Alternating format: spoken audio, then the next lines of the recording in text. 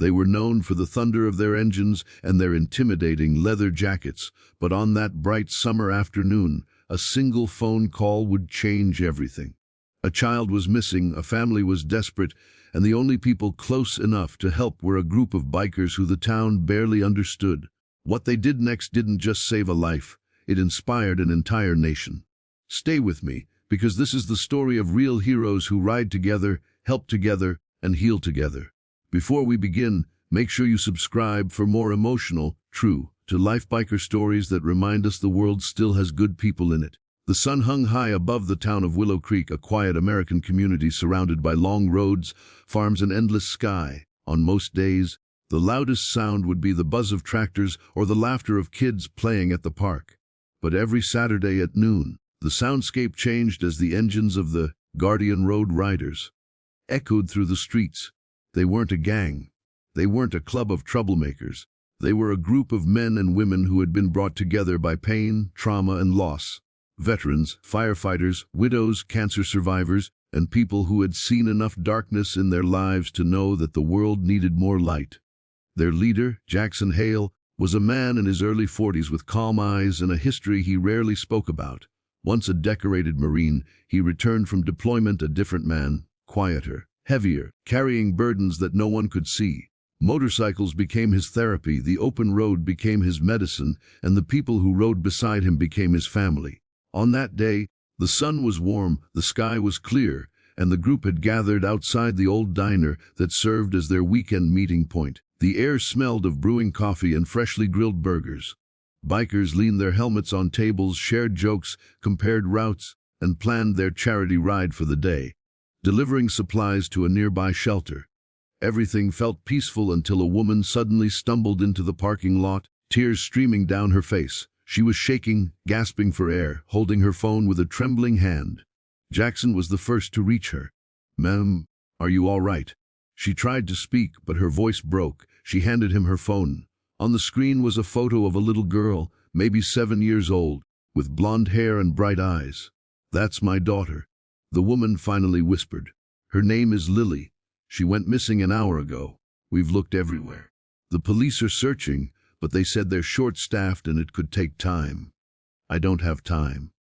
Her knees weakened, and Jackson caught her before she fell. Around them, every biker had gone silent. "Where was she last seen?" Jackson asked. "In the woods behind Maple Street. She plays there sometimes, but she didn't come back." Jackson didn't hesitate. He turned to his group. "Riders, gear up." What happened next shocked everyone at the diner. Within minutes, engines roared to life, helmets snapped into place, and dozens of bikers took formation like a coordinated search team. These were people who had spent years navigating roads, analyzing terrain, and protecting others in ways the town never knew. They split into groups, covering multiple routes at once. Jackson led the team heading toward Maple Street, his bike slicing through the warm daylight as trees, fences, and houses blurred past. The woods were thick and quiet, sunlight filtering through the branches. Jackson parked his bike at the edge and motioned for silence. The riders spread out, calling Lily's name.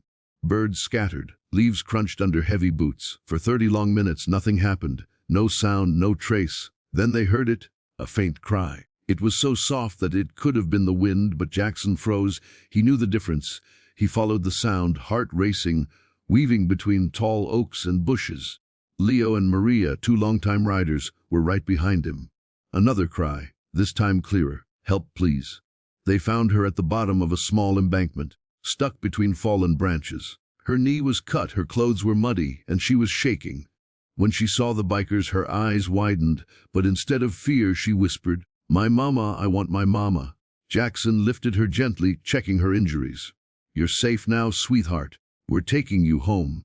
They carried her out of the woods and placed her carefully in a biker's sidecar. The convoy rode back through the town, engines humming softly as they protected the fragile child like she was their own. When they returned to the diner, the girl's mother ran screaming toward the bikes, tears streaming down her cheeks. Lily reached for her, sobbing. The entire diner watched the reunion in stunned silence. The mother hugged Jackson. "I don't know how to thank you. You didn't even know us." Jackson said, "We don't need to know you to care."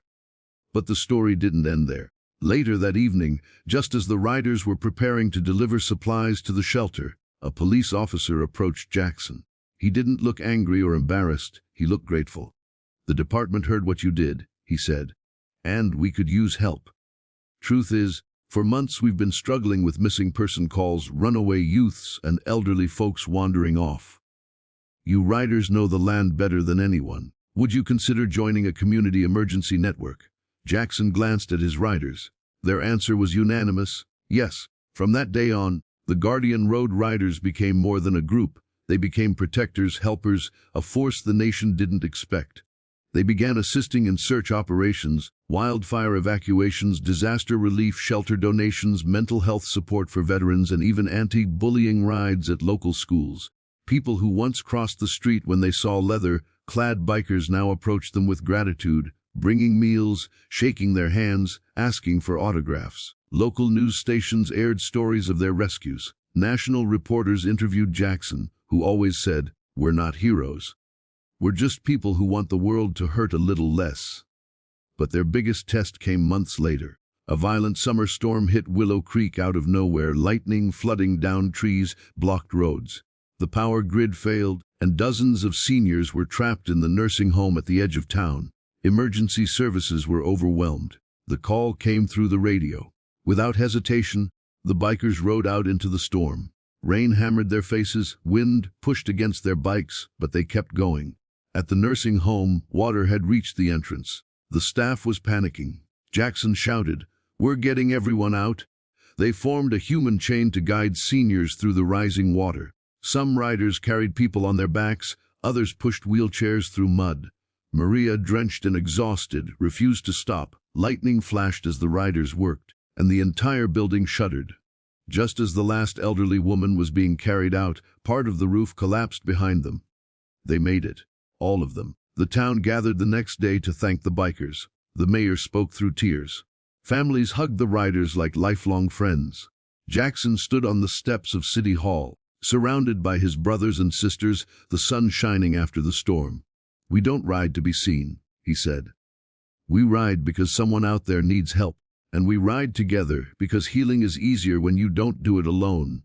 And from that day forward, the Guardian Road Riders became a national symbol of unity, compassion, and strength. People across the country sent letters, donations, and messages of support. Schools invited them to talk about courage. Shelters called them heroes. News anchors called them America's Riders of Hope.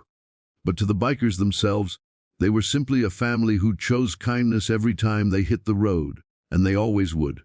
This is the story of the riders who didn't just change a town, they inspired a nation. They ride together, help together, and heal together. Tell us in the comments, from which part of the country are you watching this story?